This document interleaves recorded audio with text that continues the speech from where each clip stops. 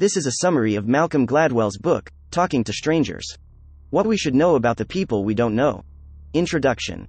What's in it for me? Find out how little you know about strangers.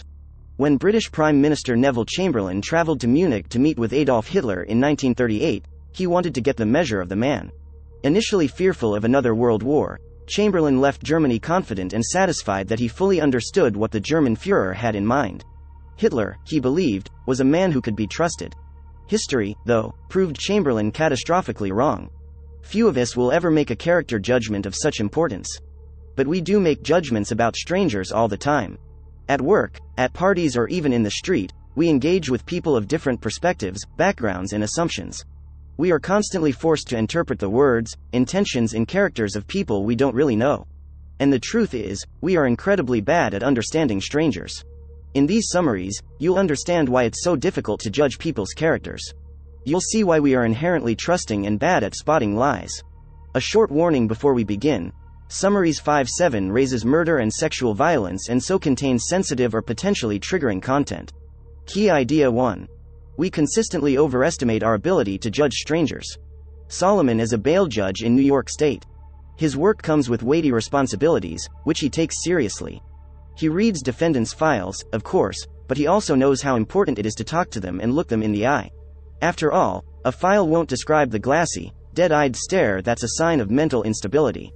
It won't reveal the shiftiness reflected in the failure to make eye contact. Unfortunately, when it comes to assessing people, Solomon and his fellow judges fared worse than machines when this quality was tested against them. In a 2017 study, Harvard economist Sendhil Mullainathan examined bail decisions in New York. He gave an artificial intelligence program the same basic information the judges had received, age and criminal record, and asked it who of the 554,689 defendants should receive bail.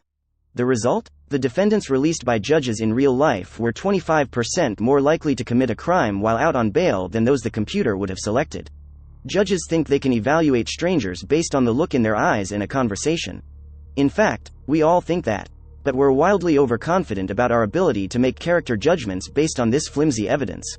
In a 2001 experiment, psychologist Emily Pronin asked a group of people to quickly fill in the missing letters in words like GL__ or __ tear. Afterward, Pronin asked them to analyze what their word choices said about them. Most said that their choices were meaningless. Whether they'd written glum or glad didn't reflect their personality or even their mood.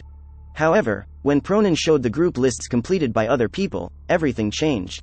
Clearly, this person was goal-oriented, the group decided, based on the words chosen. Another was obviously tired.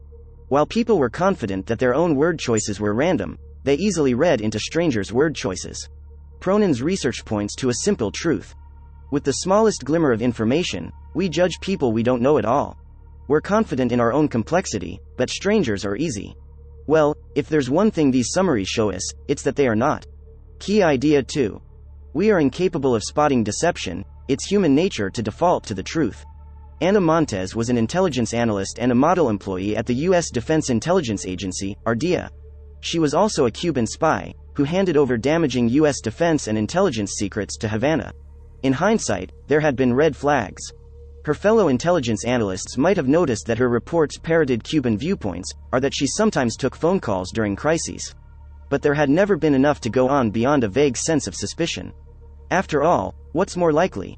That the analyst sitting in front of you is one of the most damaging spies in U.S. history, or that she's just slightly odd? The problem facing internal investigators at the DIA was one we all face. We default to the truth. We assume truthfulness until the evidence pointing toward deception is overwhelming. Psychologist Tim Levine runs an experiment in which subjects watch videos of students interviewed about a trivia test they participated in. Fellow students, actually working with Levine, encourage them to cheat. In the videos, Levine asks the students, "Did you cheat? Are you sure you're telling the truth? If I ask your partner, will she tell me the same?" Some cheating students lie, some fess up immediately. Others didn't cheat, so their denials are truthful. The challenge for Levine's test subjects is to watch the videos and decide who is lying. Levine has run the experiment many times, and the results are worrying. On average, people correctly identify liars just 54% of the time. That goes for everyone. Therapists, police officers, judges, and even CIA officers are terrible at telling who's lying. The reason for this is simple. Generally, those watching the videos believe that most people are telling the truth. To tip from suspicion to disbelief, observers need an absolutely clear trigger. This could be clear agitation, total avoidance of eye contact, or someone struggling to find words when directly accused of cheating. Without that trigger, our suspicions remain just that, and we assume truthfulness. Key idea 3. Some people are better at spotting deception, but assuming the truth is important for society to function. Perhaps society would be better off if we were better at spotting fraud and deception. In the early 21st century, a New York financier named Bernie Madoff defrauded thousands of investors of over $60 billion, while claiming to be earning them stellar profits. And for a time, he got away with it. As one investor later commented, if Madoff had simply been making things up, surely someone would have noticed. Everyone assumed that someone else had their eye on the ball. Everyone, that is, but Harry Markopolos. An independent fraud investigator, Markopolos wasn't fooled by Madoff's deception. He saw right through it because he doesn't assume that everyone tells the truth. Growing up, he saw his parents' restaurant business impacted by small-scale fraud and theft, and the experience affected him. When he analyzed Madoff's models, Markopolos immediately saw that the profit was impossible. He even called up all the Wall Street traders dealing in derivatives, which Madoff claimed to be trading, and asked them if they were doing business with Madoff. None were. Markopolos warned the financial regulatory body, the Securities and Exchange Commission, about Madoff as early as 2000. He warned them again in 2001, in 2005, 2007 and 2008. Each time, he got nowhere. Here's the thing, though. It's great that there are some people out there like Markopolos, assuming the truth serves the majority of us well. As psychologist Tim Levine notes, lies are relatively rare in real life. Most interactions do not involve people like Bernie Madoff or Ana Montes. Most interactions are fundamentally honest. And to treat them as if they aren't as disruptive. Sure, when the barista at your coffee shop tells you that your muffin and latte comes to $5.74 with tax, you could whip out your smartphone and check the calculation. But you'd be holding up the line, and most likely wasting your and everyone else's time. We can celebrate Harry Markopolos' perceptive skepticism, but for most of us, it doesn't really matter that we can't spot lies. Defaulting to truth makes sense, and Bernie Madoff and Ana Montes are outliers. Key idea 4. Life isn't like an episode of Friends. What you see on people's faces doesn't tell the whole story. Watch an episode of Friends with the sound turned off, and you can still follow the action pretty closely. What's happening is written all over the actors' faces. When Joey is shocked, his jaw drops and his eyes widen. An angry Ross furrows his brow and narrows his eyes. And all of the characters show off broad, authentic smiles, and perfect teeth, when happy. You can read their faces like a book. The performances in Friends are transparent. Transparency is the idea that someone's demeanor reveals an authentic picture of their feelings. It's one of the primary expectations we have when judging strangers. The problem is that transparency is often completely misleading. Consider this scenario. You are led down a long hallway into a dark room. You take a seat. You listen to a recording of a short story by the master of surrealism, Franz Kafka. You step out of the room. In the meantime, unbeknownst to you, a team of people has been hard at work, altering the space you'd walked through earlier. What was a dark, narrow corridor is now an open area with bright green walls. A light hangs above a red chair, and sitting in the chair, staring at you like something out of a horror movie, is your best friend. In that moment, what do you think would register on your face? When two German psychologists actually created this scenario for 60 test subjects, they asked them that question afterward. Participants assumed they would look surprised. But the results, captured on camera, revealed that only 5% of participants showed the classic wide eyes, dropped jaws and raised eyebrows that we associate with surprise. In a further 17%, two of these expressions were found. In all the rest, well, nothing clearly identifiable as surprise showed at all. The researchers concluded that the participants' convictions about their likely facial expressions were heavily influenced by folk psychology, the kind we learn from watching Friends or reading novels where a shocked protagonist's eyes go wide in surprise. When we look at a stranger's face, we think we can read it like we can read Ross in Friends. But life isn't an episode of Friends, and we can completely misinterpret what the stranger is thinking. And, as we'll see now, that can have serious real-life consequences. Key idea 5. When strangers aren't transparent, we easily and completely misjudge them. On November 1, 2007, a British student called Meredith Kirker was murdered by local criminal, Rudy Guede. The case against Guede was damning. He had a criminal record and his DNA was scattered all over the crime scene. Yet, for a long time, Meredith's roommate and fellow student Amanda Knox was the chief suspect, not Gweed. Knox found Kircher's body and called the police, who came to believe that Kircher was killed in a drug-fueled sex game gone wrong between Kircher, Knox and Knox's boyfriend. It was a bizarre conclusion. There was no physical evidence tying or even linking Knox to the crime, nor any evidence that Knox was interested in drug-fueled, dangerous sex games. So why was she marked out as suspect number 1 from the very start? Ultimately, the case against Knox was about transparency. The police read her behavior, and her character, like they were watching Friends with the sound off. While Knox was innocent, she acted kind of guilty. When Kircher was murdered, most of her friends behaved as you might expect, crying and speaking in hushed tones. Knox didn't. She was openly physically affectionate with her boyfriend in front of grieving friends. When someone said they hoped Kircher hadn't suffered, Knox blurted out, "What do you think?" They cut her throat. She fucking bled to death. As Diane Sawyer of ABC News later suggested to Knox in an interview, that didn't look like grief.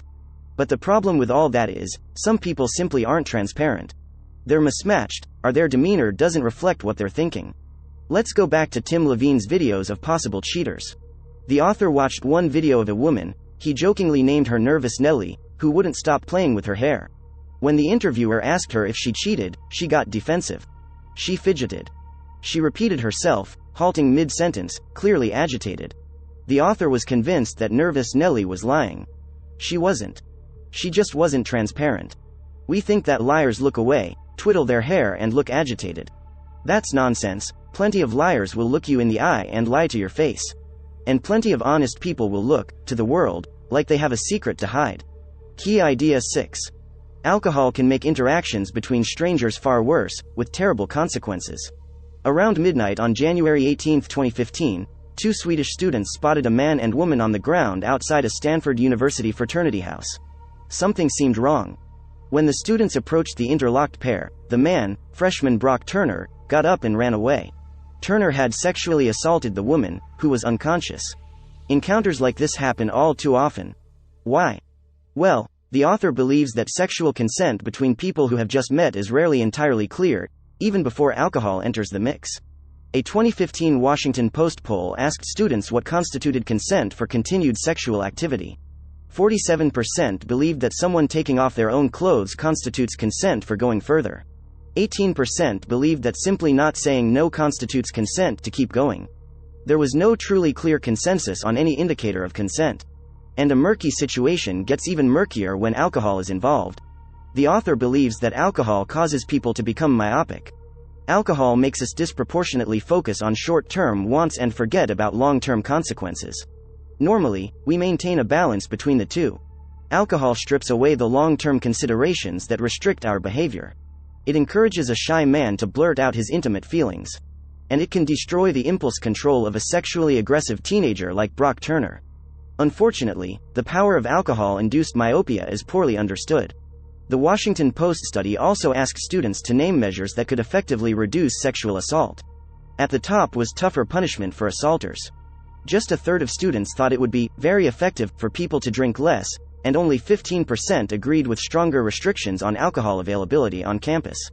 In a statement to the court, Turner's victims said that focusing on campus drinking culture rather than consent culture or sexual assault on campus is wrong. In her opinion, men must learn to respect women, not how to cut down on alcohol. But the author disagrees. He thinks we should do both. Because, as alcohol-induced myopia tells us, if you want people to be honest and clear in a social environment, they can't be drunk. Key idea 7. Sandra Bland was a victim of our inability to judge strangers. On July 10, 2015, a 28-year-old African-American woman, Sandra Bland, was pulled over by a Texas state trooper, Brian Encinias, for failing to signal a lane change. As Bland pointed out, however, she'd only changed lanes because Encinias had aggressively driven up behind her. She'd simply tried to get out of his way as quickly as possible. Bland made her irritation clear. When Encinias then asked, "Are you done?" it must have felt, to Bland, like a provocation. Encinias later claimed not to have meant it that way. Bland lit a cigarette, trying to calm her nerves. Encinias asked her to put it out. Bland refused. Why should she? Encinias could have said, "You're right, I've got no right to ask you that. I'm just not a fan of smoke." But he didn't. He demanded that she step out of her car. From there, things escalated. Bland refused to move, and Encenia started shouting, threatening her with a stun gun. Eventually, he dragged her out of the car and slammed her to the ground. Bland asked him if he felt good about what he'd done, and mentioned that she had epilepsy. Good, replied Encenia. 3 days later, Bland, it is all edged, committed suicide in police custody. So, what does this horrible situation tell us? Well, according to the author, it shows the folly of defaulting to the truth at the wrong time. When Encenia pulled Bland over, he was practicing a well-established policing approach that many believe works in high-crime areas, stopping motorists for minor traffic violations to create an opportunity to look for greater crimes. But this makes no sense in a low-crime area like the stretch of highway that Bland was driving along. Encenia abandoned his assumption of truth when he shouldn't have. This also reminds us how flawed transparency is. Encenia thought that he could interpret character from demeanor. But Bland wasn't transparent. Her agitation was a sign of stress, not criminal intent. The author believes that when Bland lit a cigarette, Encenia was terrified. He saw a dangerous threat, rather than someone simply trying to calm her nerves. Encenia thought he knew how to talk to strangers, but he didn't. In fact, most of us don't. There are some ways we can get better, and the best way to start is to stop making assumptions. Final summary. The key message in these summaries. Humans are ill-equipped to understand strangers. We assume that people tell the truth, so we can't detect lies. And we believe that we can judge strangers based on little, usually deceptive, information. The result of this misplaced confidence is that we don't invest enough time and patience in truly listening to and understanding each other. Thank you for watching. If you enjoyed this content, please consider liking and sharing it with family and friends.